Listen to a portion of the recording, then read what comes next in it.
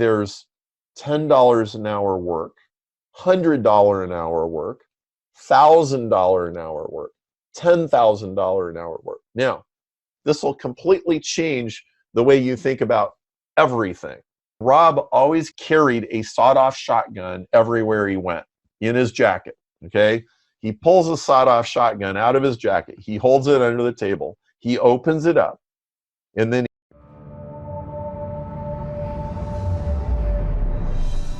Hello, Perry. Great to have you here. I was really looking forward to this interview. And yeah, please tell us, what is the 80-20 principle? 80-20 is something most people have heard of. It's usually kind of out there on the fringes. It's actually the central law of cause and effect in the universe.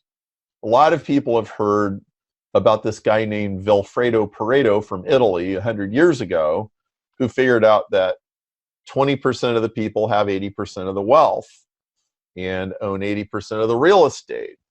And so I knew that, but I read in the sales book about 80-20. So I went and I did a printout of my sales reports. I was like, yeah, sure enough. If I sort it from top to bottom, when I get 20% down through the list, that's 80% of the money. Huh, that's interesting. And then that was it. And I thought I understood it. And I really didn't understand it at all. And a few years later, I was reading a book by Richard Koch, and he made this just offhand remark that 80-20 had a lot to do with fractals and chaos theory. Well, that also sounds like one of those fringy things that like most people wouldn't need to know about, but it's actually a very central thing. And fractals are the idea that in nature you have patterns within patterns within patterns within patterns. So outside my window out here, there's a tree, and the whole tree, has its trunk and branches, but then I can zoom in on the branches, and I can zoom in on the twigs, and I can zoom in on the leaves, and it's branching, it's branches within branches within branches. And I can get a magnifying glass or a microscope, and I still see more branches within branches. That's fractal, okay? Well, when Richard said that, I thought, whoa, wait a minute. Am I understanding what this guy is really saying? Because if that's true, there's an 80-20 inside every 80-20. Wait a minute. Is that, whoa. And I jumped up out of the coffee shop, and I drove home, and I got out all these pieces of paper and a calculator, and I started looking stuff up on the internet. I'm like, oh my word, this is true. Okay, so what does that mean? Well, it means two things. First of all, it meant that not only do 20% of your sales come from 20% of your customers create 80% of your sales, it means 20% of the 20% create 80% of the 80%. So that means 4% of your customers give you 2/3 of your sales. And it means 1% of your customers give you half of your sales. And that's the first thing. The second thing is, this isn't just sales, and it's not just business. It's everywhere, okay? If you go to the beach with a bucket and you put some sand in the bucket, the size of sand in the bucket is 80-20. 20% of the sand takes 80% of the space, and 80% of the sand takes 20% of the space. And then you can reduce it down, down, down, as far as you want to go, okay? It's the size of craters on the moon. It's the traffic on the roads in your town. 20% of the traffic is on 80% of the roads, and 80% of the traffic is on 20% of the roads. And 64% of the traffic is on 4% of the roads, and half the traffic is on 1% of the roads. And so this is in almost every spreadsheet. This is in almost every sales report. It's in product defects, and so 20% of the dirt on your car, 20% of your carpet has 80% of the dirt. because 80% of the walking traffic is on 20% of the carpet. It's everywhere. And so I discovered this, like, oh my word, this is a giant epiphany. This changes everything. So now I cannot look out a window and not see 80/20. It's everywhere. Well, so it's one of these things that's really simple and really deep. It's sort of like, well, how complicated can guitar playing be anyway? It's only 6 strings. Like a piano is 88. That's complicated. But a guitar, that would be simple because it's 6. No, no, a guitar is probably harder to play than piano. At least I don't, it's tricky, right? Or drumsticks, right? Well, it's only 2 sticks. Like, how complicated can that be? Well, you ever been to a concert and seen a great drummer, you understand, like, so 80/20 is one of these things. It's this Zen-like, seemingly simple idea that's absolutely everywhere and affects everything you do. So you can literally spend the rest of your life figuring out how to tweak those tiny hinges that swing big doors. There's tiny little levers that make huge differences in your business, and you learn to harness inequality. So how does this apply to business, and how can we use this in business? I remember one part of a seminar from you where you had people stand up and ask them who owns how many shoes, for example. Yes. Okay, so once you see this, you can't unsee it. Okay? And so most of us, we treat most things in our business like they're equal, and they're not. We treat most employees like they're equal. We treat salespeople like they're equal. We treat customers like they're equal. So this is something I do every time I give a talk. I'll say, okay, everybody, if you own shoes, stand up. So everybody stands up. And then I'll say, if you own less than 5 pair of shoes, sit down. If you own less than 10, less than 20, less than 40, and I'll keep doubling the number of shoes.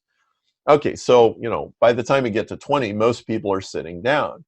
But then I go 40, 80, 160, 320.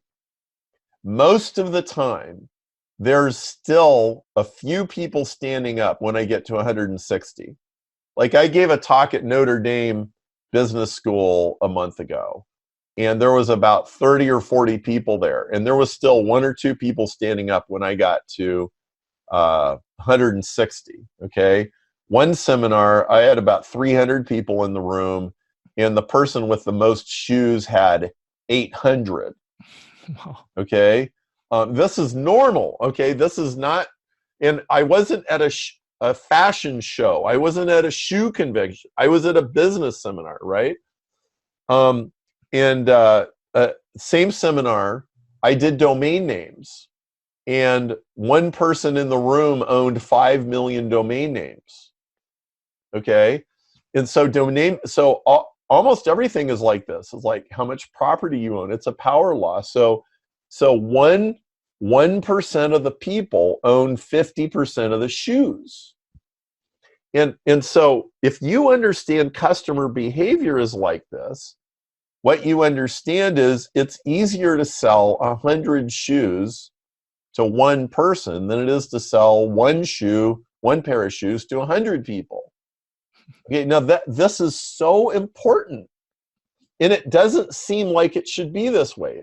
Logically, it seems like, well, everybody had to have like 3 to 5 pair of shoes, okay, they're going to have boots, and they're going to have sandals, and they're going to have regular shoes. No, like, some people love shoes, and this is what makes the world go round. Okay, so what's the 1% as business owners that we need to focus on, and what's the epiphany that you had there, and how can we use that? So the epiphany was, if I've got 100 people in the room and I want to sell 100 shoes, let's put money on it. Okay, if I want to sell 100 shoes, I could spend $100 selling the shoes to one person, and I'll sell all of them. Or I could spend $1,000 and not sell one pair of shoes to every person in the room. It's so hard to sell to the majority. Okay, it's incredibly hard to penetrate an entire market. Getting 100% market share is like boiling the ocean. But I could just focus on 10 people. If I focus on 10 people in that room, I'll sell 2/3 of the shoes that I could ever sell to anybody, and it won't cost me very much money. Or here's another example. You hire 10 salespeople. I guarantee you that 2 of them will outsell the other 8. Okay? 2 of them will sell more than all the 8 put together. It's a law of nature. It's like a law of physics. It doesn't really matter how hard you try to pick the good ones. 80-20 is still going to be true. And so this completely changes how you hire people, for example. So what most people will try to do, they'll hire 10 salespeople. 2 of them will do really well, and then they'll spend all their effort trying to fix the other 8. Okay, that's a waste of time. Now, you might be able to fix 2 or 3 of them, but I guarantee you half of them are a waste of time, and you should fire them. And if you take all that effort and you feed it to the top 2 salespeople, and you go, okay, so can I send them to training to make them even better? Can I help them with their expense reports and their travel? Can I give them an assistant so that they can spend more time selling and less time like doing paperwork? And I pour my energy into the exceptional ones, and I get rid of the unexceptional ones. I'll actually sell a lot more stuff with a lot less effort. This is true in Google AdWords accounts. This is true in Facebook advertising. This is true of websites. If you have a website with 1,000 pages, okay, everybody who has a website with 1,000 pages, at least once a year, they have a conversation and somebody goes, we need to redo the website. It's ugly. It needs a new template. It needs a makeover, whatever, right? Well, so then you spend months and months fixing 1,000 web pages. Well, half of your sales comes from 1% of your web pages. Okay, so you can redo 10 web pages and you get half the job done. And it's a lot easier to fix 10 web pages than to fix 1,000. And everything in business is like this. This will completely change the way you think about everything. It's a total revelation. Yeah, when it comes to customer selection, you also talk about in your book about bleeding neck and the 5 power disqualifiers. Mm-hmm. So maybe you can tell us what that means and why it's important. So I have a friend named John Paul Mendoza, and when John was 17, he dropped out of high school and he hitchhiked to Las Vegas and he became a professional gambler. And I got a couple stories about John that I'll tell you. But John eventually became part of a gambling ring. And this was a pretty rough bunch of guys. I mean, honestly, he was involved in organized crime and all kinds of really shady stuff. And one day he's sitting in a restaurant booth and these 2 guys next to him are having an argument. Yes, you will. No, I won't. Yes, you will. No, I won't. And the one guy, he pulls out a gun and he points it at the other guy's head and he says, yes, you will. And John's sitting there and going, you know what? If I stick around here any longer, I'm going to get a bullet in my head. I'm leaving. Okay? So after 3.5 years of being a professional gambler, he leaves gambling. Okay? And so at this point, I think he's 21. and he goes and he gets a job working for a company that sold some kind of computer electronics, okay? Now, his boss puts 206 leads on his desk. And he goes, okay, I want you to go through all these sales leads. I want you to go meet with all these people, and I want you to sell them something. And his boss is not thinking 80-20. His boss is thinking like, well, if these people filled out one of these forms, I'm sure they're interested. So yeah, go sell this stuff. And John, having gambled in Vegas for 3 years, he understood 80-20 really well. And he goes, there is no way 206 people are going to buy anything. There's no way it's even worth meeting with 206 people. He says, I got to call these people on the phone. I got to figure out which ones I actually want to work with. And so John came up with this thing called the 5 power disqualifiers. And they are the 5 things that are true every time anybody sells anything to anybody. And this is really profound, okay? The 5 power disqualifiers are: 1, they have the money. If they don't have the money, they're not buying your stuff. Now, I know this seems really obvious, but I can't tell you how many years I spent. I must have thought if I held their hand and sang Kumbaya long enough that the money would appear somehow. And it didn't, okay? If they have the money. Number 2, they have a bleeding neck. Just yesterday, I talked to a guy who thought he was having a heart attack about 6 months ago.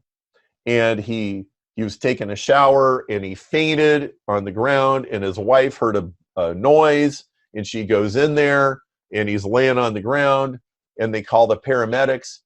And he said, I was, on one of those gurneys, looking up at the ceiling as they carried me out of my house, right? And then we took the ambulance to the hospital. And then when you get to the hospital and you've got a heart condition, he goes, it was incredible. It's like the doors fling open, they run you in there, all these people, like they're like, doctors are coming from everywhere and they're hooking stuff up to him. And he goes, my goodness, like they stop everything. Now, most of us have been to the emergency room, right? You go to the emergency room, you got a broken arm, right? And you think you're having a huge crisis. And the lady's like, okay, fill out this form and sit down over there and wait until we call you, right?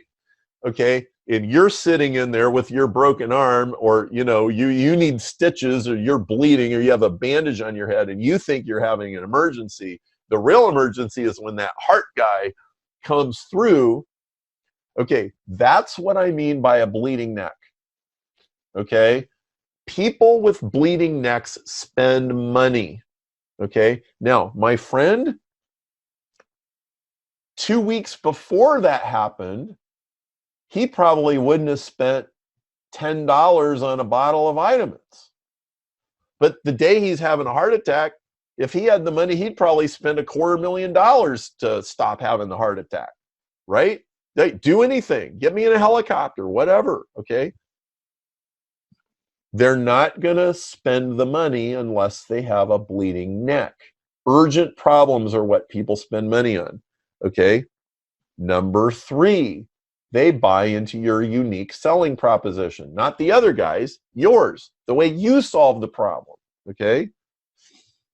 Number 4, they have the ability to say yes. Now, this is a big deal, okay? If you're trying to sell a kitchen remodel and you're talking to the husband and the wife is not there, you're not selling a kitchen remodel. Right? And I'm not being sexist. I'm just telling you how people are, right? Or you go sell to a company, and I would have all these meetings with like some engineer. The engineer could say no, but he couldn't say yes. You have to go to his manager, right? So I meet with the engineer, and then I have to go meet with a manager. Oh, but the manager can't say yes either. We also have to talk to the purchasing agent or the department head, okay? You have to go see the person who can say yes, not just the person who can say no. And the 5th power disqualifier is it fits their overall plans. Okay, now, these 5 things, as simple as they are, what it means is marketing, listen very carefully, marketing is not a convincing people process. It is a disqualification process. Okay? Who doesn't have the money? Who doesn't have a bleeding neck? Who doesn't buy into my USP? Who can't say yes and only say no? Who doesn't fit their overall plans? Well, when you add all 5 of those things, that's 90 to 95% of the people. They're never going to buy anything. So stop trying and sweep them off the table and just focus on the ones that can. And your sales cost and your marketing cost and your time goes way, way down. Now, I want to tell you another story about John. Okay. So I just told you about the end of his gambling career. So here's the beginning. So John's 17 years old.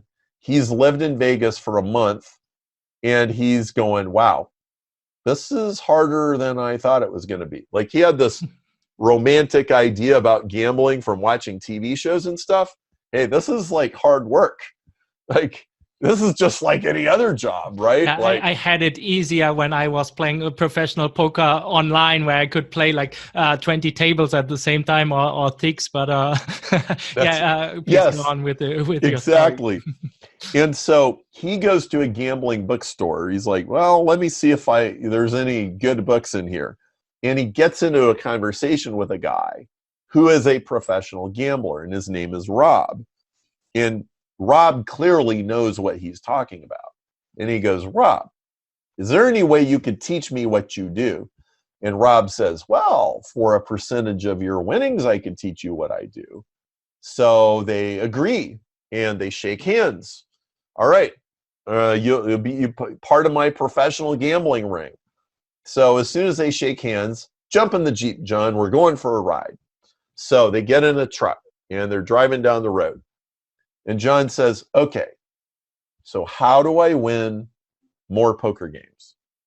And Rob says, the way you win more poker games is you need to play people who are going to lose. And those people are called marks. You want the kid who just inherited $5,000 from his grandma, and he's from Wichita, Kansas, and he just flew into Vegas, and he thinks he's going to get rich, and he's an idiot. That's the guy you want. And John says, where do you find that guy? And he goes, let me show you. And he pulls into a parking lot of a strip club. And he goes in there, and there's all these people, and there's all these women, and there's lots of distractions, and there's loud music going on. And Rob sits John down at a table, and Rob always carried a sawed-off shotgun everywhere he went in his jacket. Okay, he pulls a sawed-off shotgun out of his jacket. He holds it under the table. He opens it up, and then he slams it shut so it goes. Shh. Okay, that's called racking the shotgun. And he racks the shotgun, and a few people in the club, just a few, like a couple of biker guys over in the corner, they turn around. They're like, "Hey, who made that noise?" Okay, and you know, they're like reaching for their gun, like they're ready to rumble. And the owner comes over. He's like, "Hey, what's going on over here?" "Hey, it's all right. Just teaching the lad a lesson. Don't worry about us. We're not going to cause any trouble." John, did you see those biker dudes who turned around when they heard that sound? And John goes, yeah. And he goes, those guys are not marks. Don't play poker with them. Play poker with everybody else. Okay, that is 80-20.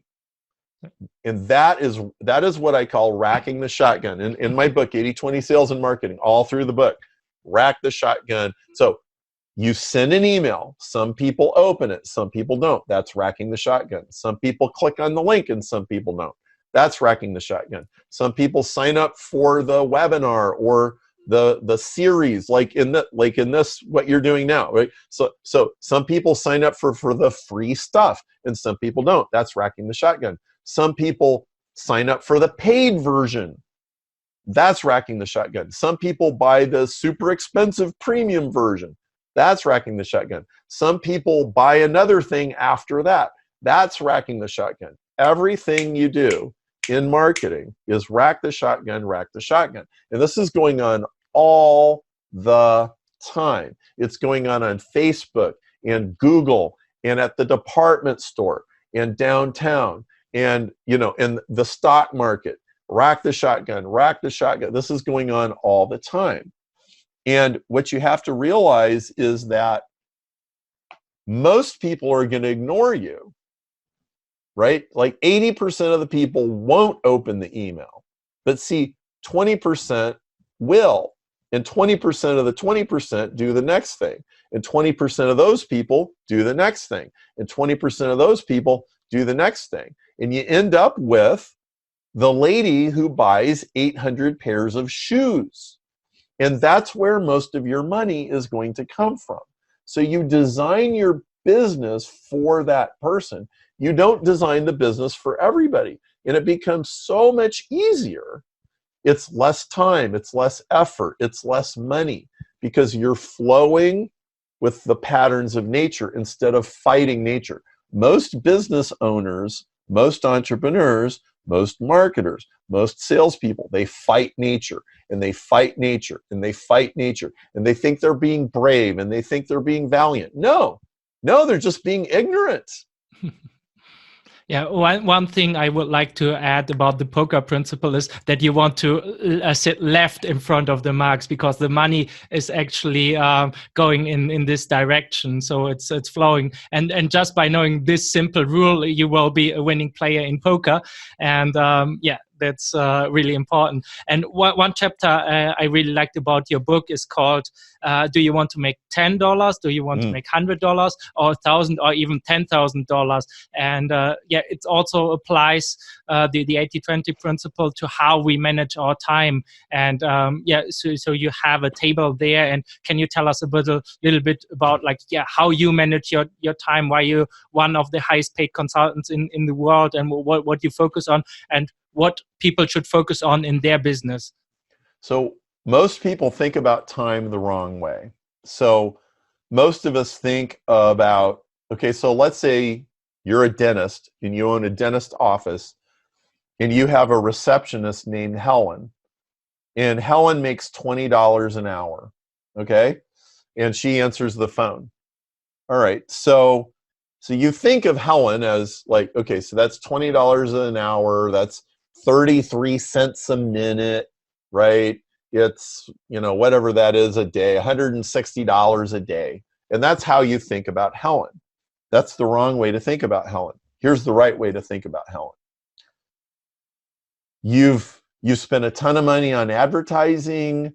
You spent a ton of money having a building, having a telephone, hiring a receptionist to answer the telephone. The office is really busy, and the phone rings, and somebody has seen one of your ads and they call in, and Helen says, "Can you hold, please?" And then they put the person on hold, okay? And the person sits there on hold for 2 minutes, and they finally hang up, and they call another dentist office, and they would have spent $20,000 getting expensive dental work done because, you know, they need some crowns or something, okay? Helen just lost you $20,000 of revenue in 2 minutes, okay? How many dollars an hour is that? Okay, well, it's something like $600,000 an hour, okay? Helen, by putting somebody on hold, lost you $20,000 in 2 minutes. Okay, so is Helen's time worth $20 an hour? Or is it worth more like $2,000 an hour or $20,000 an hour? Like, so let's take 1 hour. Never mind that it happened in 2 minutes. Let's say the only thing Helen does in 1 hour is answer the phone correctly and do a good job. How much is Helen worth? Okay, and see, Again, this was $600,000 an hour. Yep. That's how much the time is actually worth. There are many, many 10-second, 1 minute, 2 minute, 5-minute stretches where our time is suddenly extremely valuable, okay? So negotiating the price of just about anything is extremely highly paid work, right? If you're going to get a kitchen remodel and you spend an extra 5 minutes talking to the guy and you drop the price by $5,000, you got $5,000 for 5 minutes of your time, right? But then let's generalize it to other tasks. So I say there's $10 an hour work, $100 an hour work, $1,000 an hour work, $10,000 an hour work. Now, Helen's phone call, that's $10,000 an hour work, okay? Even for a $20 an hour receptionist, right? Never mind the dentist, right? How much is he worth, right?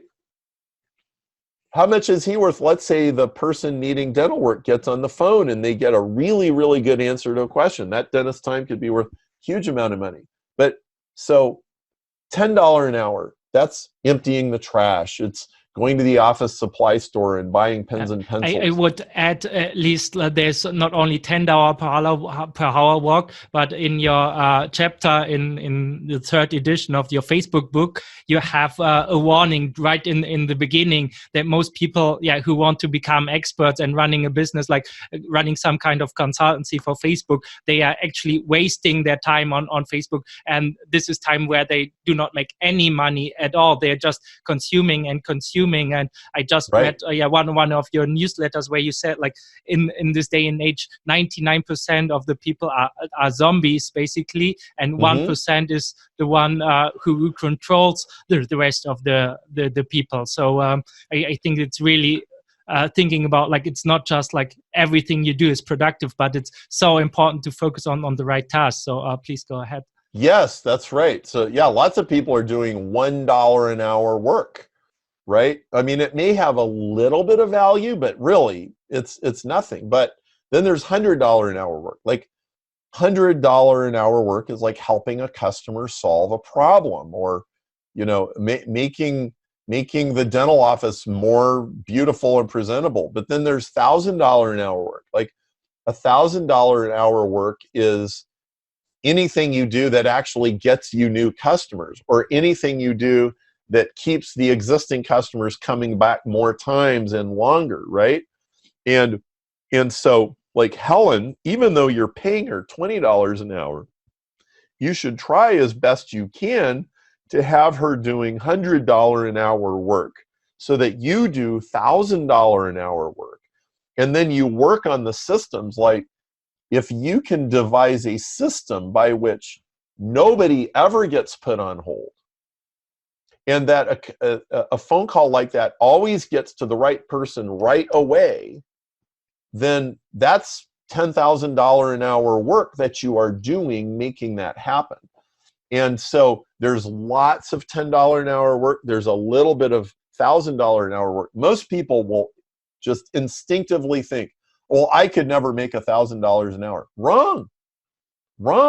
No, you answer that phone correctly, and you get that person to come in, that is $1,000 an hour work. And once you're aware of it, you can do a little more and do a little more, do a little more.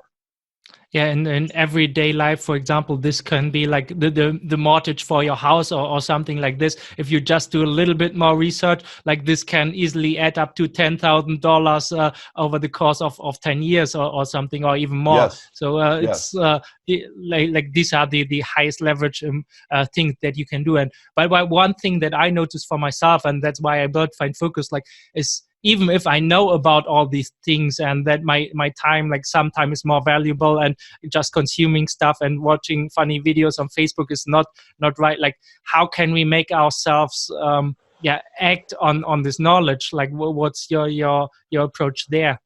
So the absolute worst way to start your day is this. I'll show you. you reach across your your pillow and your nightstand, and you pull your phone into your bed and you start reacting to stuff. Okay, that is the worst way that you can start your day.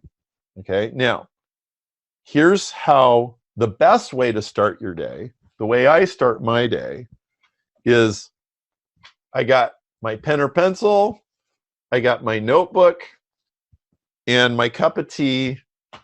And before I react to anybody, reply to anybody's email, reply to anybody's text message, get on social media, watch the news, maybe I just got out of the shower. Most people have good ideas, like you wake up in the morning, then you take a shower, and it really gets your body going. There's a great reason why we all do this, right?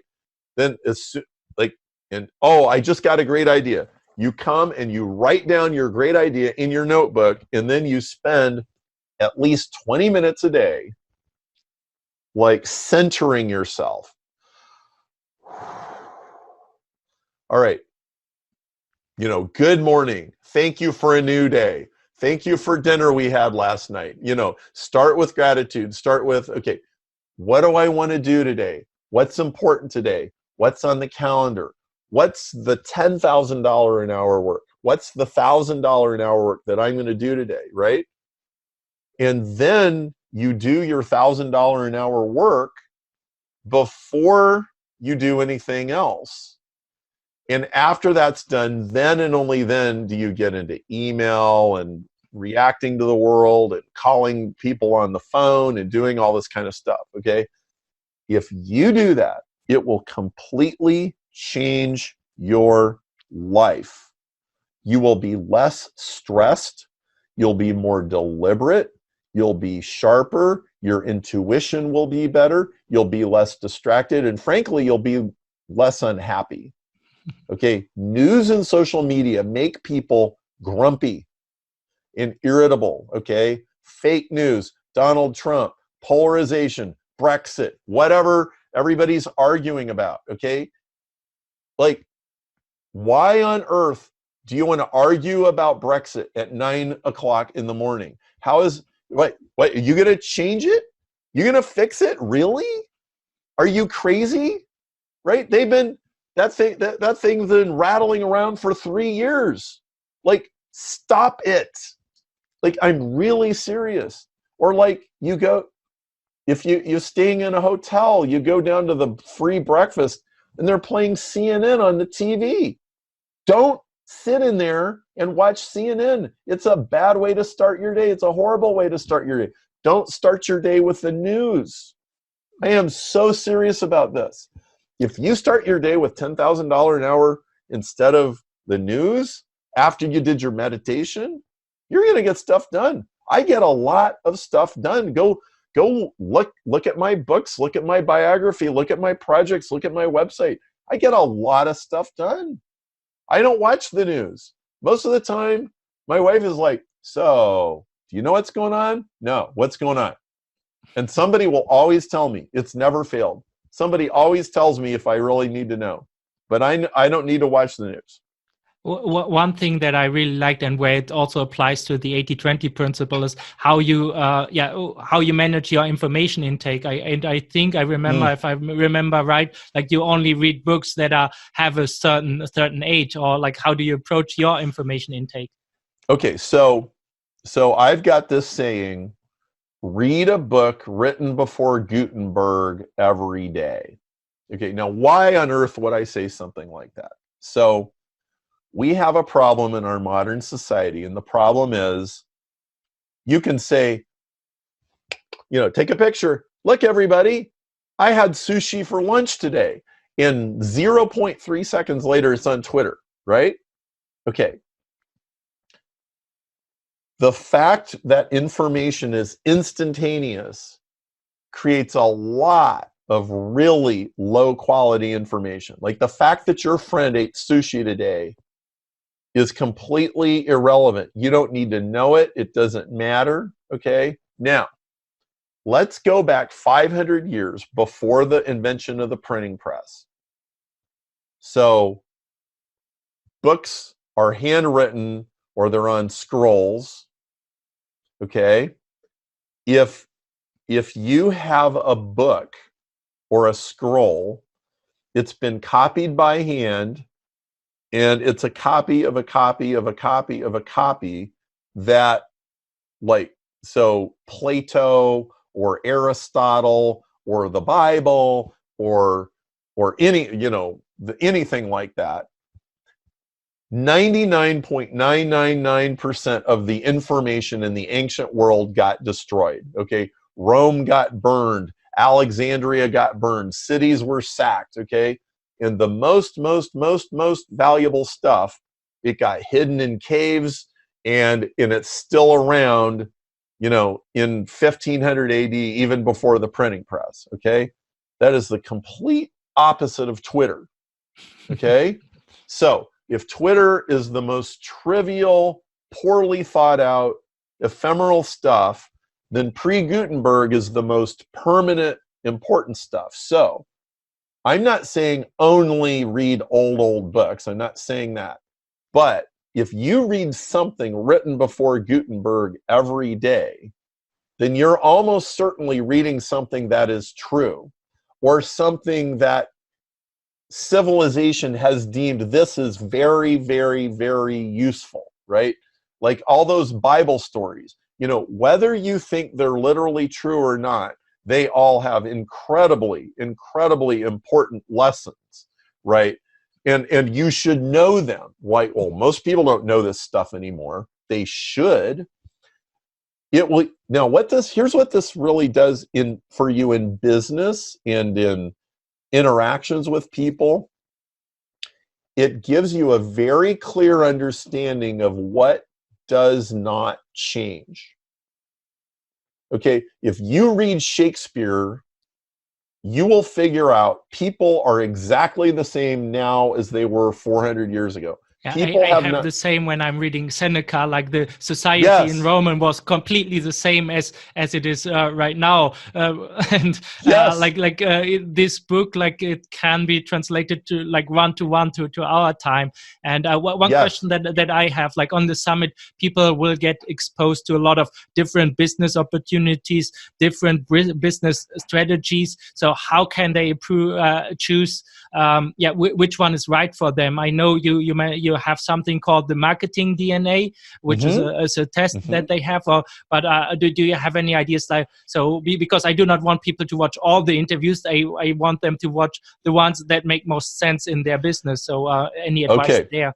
Okay, so my client, Mark McShirley, who is 4 years ago, he was living in his mother-in-law's basement, and now he's running a company with more than $10 million in revenue, and he's doing very well. Mark has a saying: there's few principles, many ideas, and few decisions. Okay, this is really good. There are only a few principles that are going to make your business work, and I try to focus very hard on principles. 80-20 is a principle. 80-20 is still going to be around in 10,000 years. There's a lot of stuff that's not going to be around in 10,000 years. Okay? Now, in the 80-20 book, I have a back door to take the marketing DNA test. And what I realized was, after working with thousands of salespeople and thousands of companies in 300 industries, every kind of industry you can imagine, what I realized was there is a stereotype of what salespeople and marketing people are like, but the way that people actually sell is all over the place. There's all kinds of different selling styles. And even a nerdy computer programmer has a way of selling if you can understand what it is. And it works. Okay, he's gotten as far as he's gotten in his life. He's convinced people to help him with stuff. And so I created this thing called the marketing DNA test. And there's a free link inside the 80-20 book where you can go take it instead of paying the $37. And the marketing DNA test tells you what kind of salesperson you are. So there are some salespeople that I call hostage negotiators. Okay, you throw them in a situation and they talk to everybody and the conversation goes a million miles an hour, and then like they walk out and they got the purchase order or they got the hostages free or whatever, and you go, how did you do that? And they go, I don't know. Okay, so that's like one kind of salesperson. But here's a completely different one. The guy that spends 6 weeks editing a bunch of videos, right, and getting them to look perfect and getting the story just exactly right. Okay, that's another one. Or here's another one. The copywriter who sits in his cave for 3 months and he writes all these emails and he writes all these sales letters and stuff, right? Or he writes a whole entire book, right? And then like the day comes and you push the button and all this stuff goes out and a whole bunch of money shows up, right? That's another. No, I just gave you 3, and they're all completely different from each other.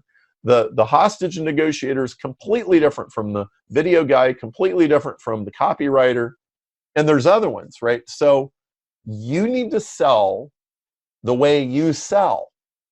You don't need to sell the way like all these other people sell. And the marketing DNA test will tell you how you sell. I've got a guy who was a computer programmer. He took the marketing DNA test. It said, you should be a copywriter. 18 months later, he was making $100,000 a year as a copywriter, and he quit his job as a computer programmer. His name is Joshua Earl, and you can look him up. He's pretty well-known copywriter now. And that was because of the marketing DNA test. Okay, and we're nearing the end of this interview, but one thing that we have not talked about is testing. And one thing that I learned from all the speakers is it's so important to stick with one thing and get really good with this. And I think because it's so powerful is because you can test and optimize things. And I think that's a great last section of this interview where you can tell us a little bit about how to approach testing and why it's so powerful when combined with the 80-20 principle. So a lot of people think about business in terms of success and failure. That's not the right way to think about it. The way to think about it is testing. A, B. This test was better. Like I tested A and B was better. I tested A and B, and A was better. And you just look at like life as an ongoing science experiment. And now if you test a lot of A's and B's, you're going to find one thing that sells 90% and everything else you tested only sold 10%. You're going to find these little levers, right? It's like, okay, so the right Google ad, the right landing page, the right sales page, the right webinar or phone call or what, like you string these things together and all of a sudden you have a very, very profitable business. And basically it works for about 5 reasons, like not 155 reasons. Like there's basically just these 5 things and they make the business work. And guess what? You can probably stop doing most of the rest of the stuff that you've been doing.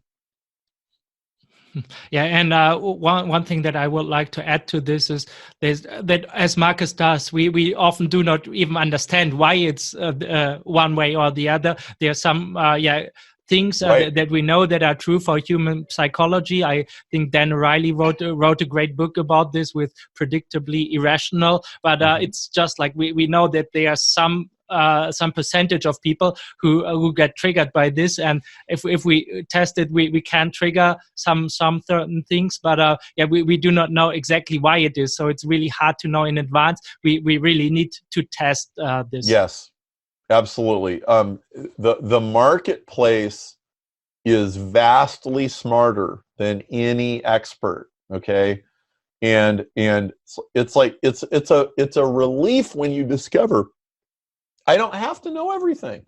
There's a lot of things I can just test them out, and I don't need to be the expert. It's a huge relief. It just takes a weight off your shoulders. There was a huge relief when I read one book by Nassim Nicholas Taleb that we humans, there are a lot of things we will never understand, and that's something I think you also talk about in Evolution 2.0, which is one project that you're working on. Mm-hmm. And as we're ending the end of this interview, or we're nearing the end of this interview, is there any final advice you would like to give to our audience? So if you read 80/20 sales and marketing, you will suddenly look out the window and you'll see, oh, there's an 80/20, and there's one, and there's one, and there's one, and you'll never see the world the same way again. And when you understand 80/20, you can walk into any business and you can start fixing stuff. And most of what you do will work because you're working on the real levers. And I mean, if you master 80/20, it's kind of like saying, you know what, if you learn to play the guitar good enough, you can get a gig in any club in town. They'll pay you to come in. Well, that's how it is with 80/20.